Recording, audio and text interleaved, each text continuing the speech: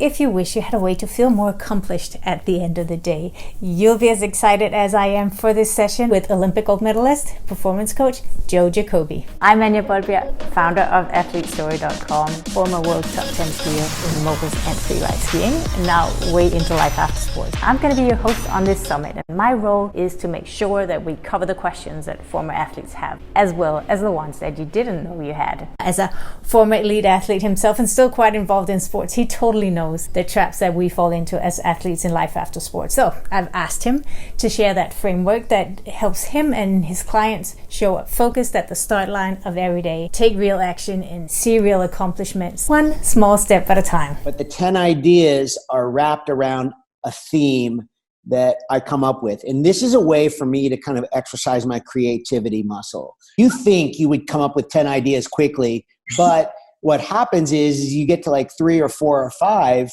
and you start to stall and you have to come up with 10. And so it really kind of makes you think a little bit more deeply and more creatively. It makes you stretch a little bit more, like the way we did as athletes.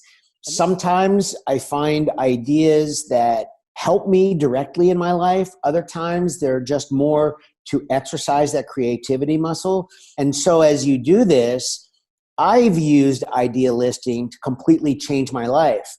I thought that what I wanted to do was to work in the industry of sports as an executive in the Olympic movement for my whole life, until I started doing some idea listing and asking myself, like, what are 10 things I might like to do if I weren't working in this job today?